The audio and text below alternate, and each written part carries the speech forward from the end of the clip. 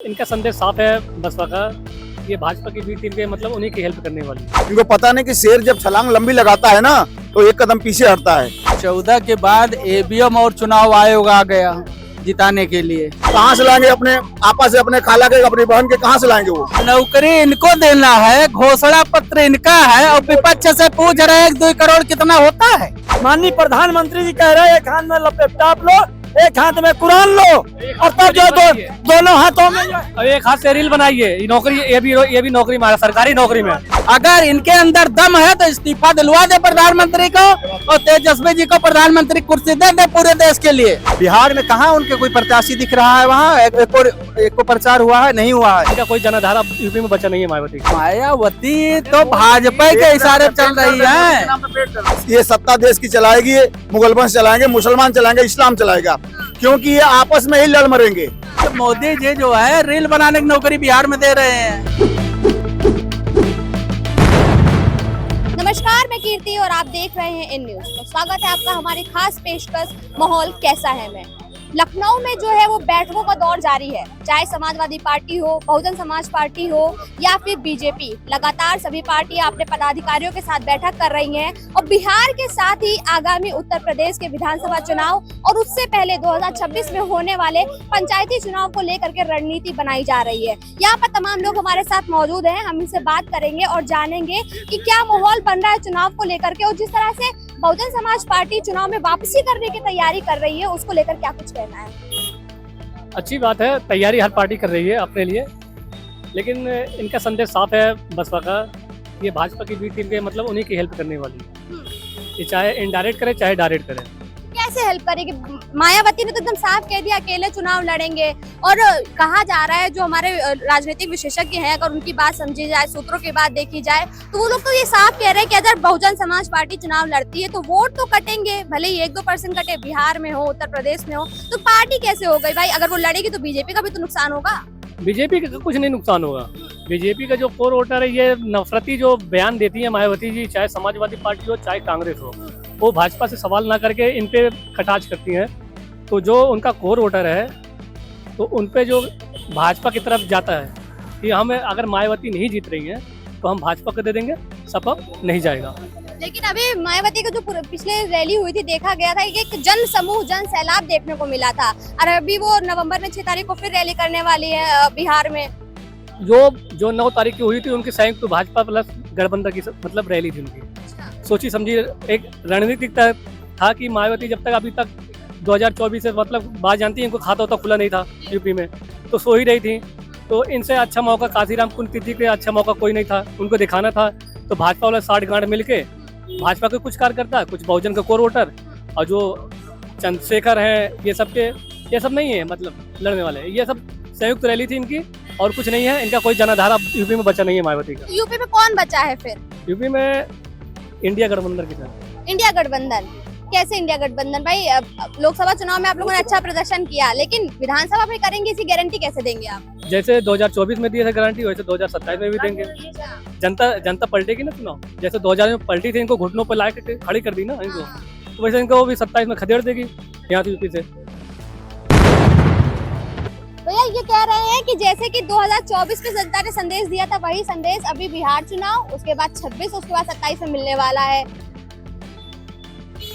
अब इसको मैं थोड़ा रिमाइंड करा दूं, 14 में, 19 में, 17 में, 22 में, 24 में, ये भूल जाते हैं क्या? जो लोग ये हमको चैलेंज करते हैं, ऐलान करते हैं कि 27 में, 29 में हम दिखा देंगे, पलट देंगे, तो 14 से लेकर और 24 तक उनको याद नहीं है क्या? वो शुरू से ही पलट रहे हैं। वो जब मोदी लहर 24 में आई थी, 19 में चली, 24 में चली, ठीक है, और कह तो रहा हूँ, देखिए याद है वो लहर, कांग्रेसियों को याद रहेगा, ताउम्र याद रहेगा, वो बताना नहीं पड़ेगा हम। और इसके बाद वो लहर जारी है और आगे आने वाले समय में अभी जो थोड़ा सा उतार चढ़ाव आपको देखने को मिले, इसी में उछल रहे हैं, थोड़ा सा इंडी वाले इसी में उछल रहे हैं। देखो 37 सीट हम पा गए, 36 सीट लेके आ गए। इनको पता नहीं कि शेर जब छलांग लंबी लगाता है ना तो एक कदम पीछे हटता है। तो थोड़ा सा इनको मोहलत दे दिया गया है कि थोड़ा सा तुम जिंदा रहो, हमारे साथ रहो। भाई विपक्ष में रहना जरूरी है ना।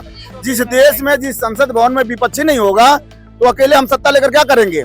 हमारा कोई अपोजिशन हो ना कि भाई आप गलत कर रहे हो, सही कर रहे हो, यहाँ पर सुधार होना चाहिए, यहाँ पर सही होना चाहिए, यहाँ पर गलत होना चाहिए। तो हम चाहते हैं कि विपक्ष में कोई रहे लेकिन रहेगा वही बैसाखी पे चलने वाला ही रहेगा। वो ऐसा विपक्ष नहीं कि जो जिसके अंदर सामर्थ्य हो कि वो सत्ता पलट दे, ऐसा कोई विपक्ष भी नहीं आ पाएगा आने वाले समय में। कह रहे हैं कि बीजेपी की लहर है और ये लहर फिर देखने को मिलेगी, लेकिन बहुजन समाज पार्टी जो है वो तो फिर उठ खड़ा होने को तैयार है एकदम। आज भी उन्होंने बैठक की, अब और सुबह बैठक जो हुई उसमें तमाम ओबीसी वर्ग को जो है वो टारगेट करने की पूरी कोशिश कर रही है मायावती। उससे पहले उन्होंने मुस्लिम समाज को टारगेट किया था। नहीं, भाजपा की लहर 14 में थी। 14 के बाद एबीएम और चुनाव आयोग आ गया जिताने के लिए। 14 में लहर थी, मैं मानता हूँ कि लहर थी। लोग ये सोच रहे थे कांग्रेस सरकार हटा दो। अन्ना हजारे और उनके धरना से जो गलत आरोप लगाए थे कि वो ले आएंगे, हम किसान बिल ले आएंगे और इनको हटाओ, सबको जो है एक फिक्स हो जाएगा कि हाँ ये रेट किसानों को मिलेगा। तो अन्ना हजारे और केजरीवाल ने धरना दिया था, तो एक लहर बन गई थी। उसके बाद फिर चुनाव आयोग और एबीएम का यूज करने लगे प्रधानमंत्री जी। फिर जनता इनको नकारना चालू कर दिया, क्योंकि 2 करोड़ नौकरी का जो इन्होंने जुमला दिया था अपने घोषणा पत्र में, और उसके बाद जो है 15 लाख रुपया मैं काला धन ले आऊंगा जो जमा है फलाने का उसको मैं विदेश से लाऊंगा, सबके अकाउंट में 15 लाख रुपया डालूंगा। तो उसके बाद 2014 के बाद जनता समझ गई कि ये जुमलेबाज सरकार है, वोट इनको देना बंद कर दिया। तब इन्होंने एक हथियार अपनाया कि ऐसा करो एबीएम और चुनाव आयोग के जरिए हम चुनाव जीतेंगे, जनता कोई जरूरत नहीं, जनता की कोई जरूरत नहीं है, ठीक है। फिर उसके बाद ये करना चालू कर दिए। फिर राहुल गांधी ने उसका भी पोल खोल दिया। सब चीजों की पोल खुल गई। एक शब्द इसमें इन्होंने बोला है, कांग्रेस के समर्थक बोले हैं कि जुमला था 2 करोड़ की नौकरी। 2 करोड़ में कितने जीरो होते हैं? कांग्रेस के समर्थक बताएं, 2 करोड़ में कितने जीरो होते हैं? अभी तत्काल बताइए, माइक लगाइए, कितने जीरो? नौकरी इनको देना है, घोषणा पत्र इनका है, और विपक्ष से पूछ रहे हैं 2 करोड़ कितना होता है? जीरो कितना होता है? अरे एक रुपए में ये यही बताएं जो अडानी को 1 एकड़ जमीन दे दिए बिहार में 1 रुपए में, 1 रुपए के रेट से। क्यों दे दिया? वो जनता की जमीन नहीं थी। वो किसकी जमीन थी हमको बताओ ना। सवाल कर रहे हैं आपसे कि वो जनता की जमीन थी, 1 रुपए में दे दिया आप लोगों ने। कहने का मतलब जानकारी होनी चाहिए। जो हम सवाल कर रहे हैं उस सवाल कितना धरातल पर, उसकी जानकारी भी तो रखनी चाहिए ना। मैं इस जिसको जुमला कह रहे हो सकता है कि वो एजेंडा हो, वो मिशन हो। तुमको ये पता नहीं कि जुमला, मिशन और एजेंडा में मतलब क्या होता है। अब वहां पर तेजस्वी ने कह दिया है, तेजस्वी जी ने कहा है कि मेरी सत्ता आई, मैं मुख्यमंत्री बना तो मैं हर घर में एक परिवार को, हर घर के परिवार को मैं नौकरी दूंगा। और बिहार की जो तादाद वहां पर जो आंकड़ा है, और मेरी भाजपा ने नहीं दिया आंकड़ा, ओवैसी जी ने दिया है कि बिहार में 2.5 करोड़ परिवार, 260 या 2 करोड़ 60 लाख या 2 करोड़ 40 लाख के, मतलब 2.5 करोड़ के आसपास परिवार है। 2.5 करोड़ लोगों को ये नौकरी देंगे। और जब वो आंकड़ा दी ओवैसी जी कि पूरे देश में, यानी सिर्फ बिहार की बात नहीं हो रही है, पूरे देश में कम से कम 30 से 40 लाख वैकेंसी है, मतलब कि पोस्टें हैं सरकारी नौकरी की। कहाँ से लाएंगे? अपने आपा से, अपने खाला के, अपनी बहन के, कहाँ से लाएंगे वो? ये आंकड़ा नहीं होता, खाली बस जुमला। तेजस्वी जी बिहार के मुख्यमंत्री हो गए कि पूरे देश के प्रधानमंत्री जी इस्तीफा दे करके और प्रधानमंत्री की कुर्सी बैठाएंगे तेजस्वी जी को। अगर ये बैठा दें तो मैं गारंटी करता हूँ कि हर पूरे देश में नौकरी दिलवा दूंगा। अगर इनके अंदर दम है तो इस्तीफा दिलवा दे प्रधानमंत्री को, और तेजस्वी जी को प्रधानमंत्री कुर्सी दे दे पूरे देश के लिए। जो आदमी 6 महीने में उत्तर प्रदेश के लोगों को नौकरी दे दिया शिक्षा विभाग में, उनकी क्या बात कर रहे हैं? कह रहे हैं कि अगर प्रधानमंत्री इस्तीफा दे देंगे तो ये गारंटी दे रहे हैं कि देश के हर एक नौजवान को नौकरी मिल जाएगी। अरे महोदया, 89 के बाद ही उत्तर प्रदेश में राजनीतिक और सामाजिक परिवर्तन हुआ।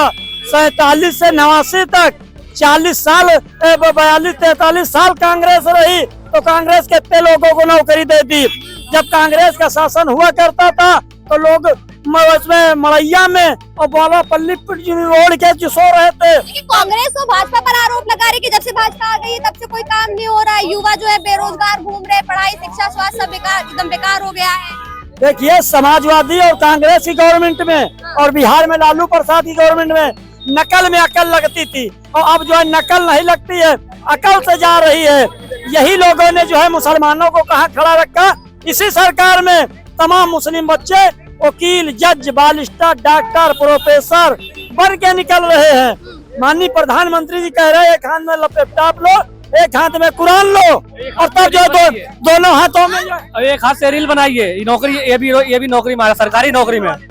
नौकरी जो सरकारी नौकरी समझ निकल रही है, वैकेंसी जो 1 करोड़ नौकरी निकाल रही है ना, ये रील की नौकरी निकलेगी 1 करोड़ की। जो मैनिफेस्टो है ना भाजपा का, एक मिनट के लिए आए, सिर्फ पेपर दिखाएं, एक वर्ड नहीं बोल पाए, कहें कि मैं 1 करोड़ नौकरी दूंगा। वो जानते हैं कौन सी नौकरी है? रील की नौकरी बोले 1 करोड़ की। मैं पूरे दावे के साथ कह रहा हूँ, इनके पास कोई मैनिफेस्टो है नहीं धरातल पे।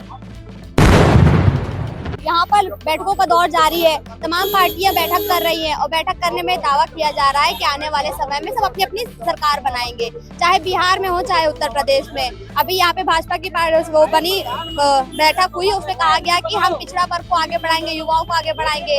अभी मायावती ने बैठक की, उन्होंने कहा कि हम पिछड़ा वर्ग को लेकर आगे चलेंगे। बिहार में चल रहा है सब कुछ पिछड़ा वर्ग को लेकर आगे चलेंगे। ठीक है, तो पिछड़ा वर्ग को अब समझ में आया। पिछड़ा वर्ग अभी 11 साल हो गए, केंद्र में 8 साल प्रदेश में हो गया, और अब उनको समझ में आया है। जनता जान चुकी है, इनके जुमलेबाजी से, इनके अंधविश्वास से जनता जाग चुकी है। जानती है कि इनका काम है जो है सांप्रदायिकता फैलाना, जातिवाद फैलाना, हिंसा फैलाना और जुमलेबाजी करना, उल्टा सीधा बयान देना, इनका यही पैजाना है।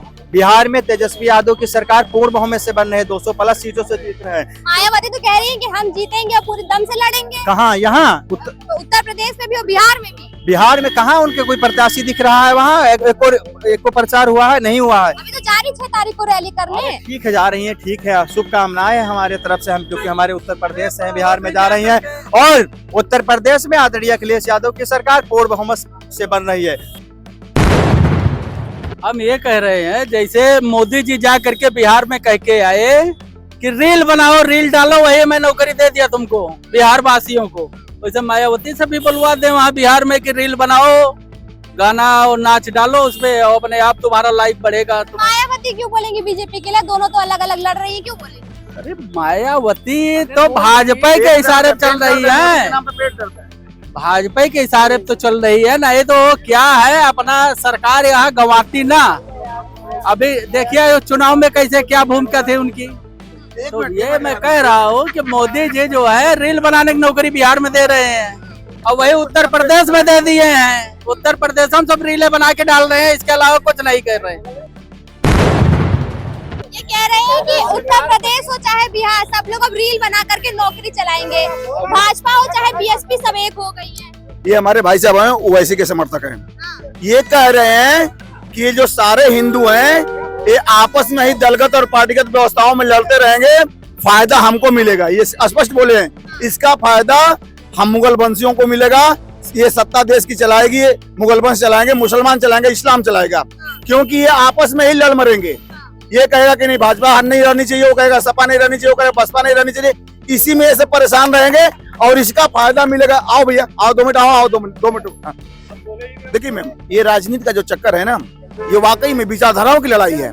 हम जिस पार्टी के समर्थक है हमको उसकी अच्छाई नजर आती है, ये जिस पार्टी के समर्थक उनको उसकी अच्छाई नजर आती है। लेकिन देश ने जिसको बहुमत से चुना है, यानी कि एक बड़ा तबका चुना होगा, तभी तो उनको गद्दी मिली है। तो क्या उनको हम झुठला देंगे? चलिए जल्दी से मैं जानूंगी कि बिहार में और उत्तर प्रदेश में किसकी सरकार बनेगी। अभी बिहार में जो चुनाव होने जा रहा है और 2027 में जो उत्तर प्रदेश में चुनाव होगा, क्या लगता है किसकी सरकार बनेगी? बिहार में इंडिया गठबंधन की सरकार बनने जा रही है, और पूरे बहुमत से। और उत्तर प्रदेश में अखिलेश। उत्तर प्रदेश में अखिलेश। आपको क्या लगता है किसकी सरकार? एक चीज बताओ, हम इंसान हैं, हम लोगों के पास आत्मा है, ईमान है। सरकार किसकी बनेगी? इतना अंधभक्त थोड़ी ना हो जाएंगे। जो आदमी नौकरी की बात नहीं करेगा, लोकतंत्र की बात नहीं करेगा, संविधान की बात नहीं करेगा, उसको वोट दे देंगे क्या? किसको वोट देंगे फिर आप? हम इंडिया गठबंधन कांग्रेस को वोट देंगे, बिहार में भी और यहाँ पर भी। दोनों जगह देंगे, क्योंकि वो रील बनाने का सहूर हमको नहीं है, मोदी जी को है रील बनाने का। आप अपने भाषण में कहते कि हम बिहार जो है ये शिक्षा की धरती है, नालंदा जैसे प्राचीन काल में विश्वविद्यालय बने थे, और हम आने वाले समय में यहाँ 10 विश्वविद्यालय इंटरनेशनल लेवल के बनाते, तो हम मानते कि यहाँ विकास करते हैं। वो कह रहे हैं युवा रील बनाओ, रील। किसने विकास किया? किसने विकास किया? विकास तेजस्वी यादव जी ने डेढ़ साल की सरकार में उन्होंने तमाम रोजगार दिया, युवा उससे खुश थे, उनको लाठी नहीं खाना पड़ता था। और इनकी सरकार में कह रहे हैं कि जो है रील बनाओ, ये बनाओ, वो बनाओ। और सुनिए, बिहार में इंडिया गठबंधन की सरकार बन रही है और केंद्र से मोदी जी हट रहे हैं, क्योंकि जैसे वहाँ सरकार बनेगी फिर गठबंधन टूट जाएगा, नीतीश कुमार फिर इंडिया गठबंधन में आकर के उनको प्रधानमंत्री बना। ये कह रहे हैं नीतीश कुमार फिर गठबंधन से हट जाएंगे। बिहार में जैसे ही तेजस्वी ने सरकार बनाई नीतीश चले जाएंगे। देखो नेतन को कोई भरोसा नहीं, कोई भरोसा नहीं, जहाँ अवसर मिला वहीं पूछ जाए। जनता परेशान है, मर रही है। तो उनको बदलाव होगा। अरे तो जनता कर रही, बदलाव होगा भाई, उन्हें कौन देगी। तो जैसा कि आपने देखा यहाँ उपस्थित तमाम लोगों से हमने बात की, हमारे साथ तमाम युवा भी मौजूद रहे और जनता का स्पष्ट संदेश है कि आने वाले समय में बदलाव निश्चित है और ये बदलाव की जो एक लहर उठेगी वो बिहार से उठेगी, जिसका असर उत्तर प्रदेश में भी देखने को मिलेगा। कैमरा पर्सन रमेश वर्मा के साथ में कीर्ति, इन न्यूज़ लखनऊ।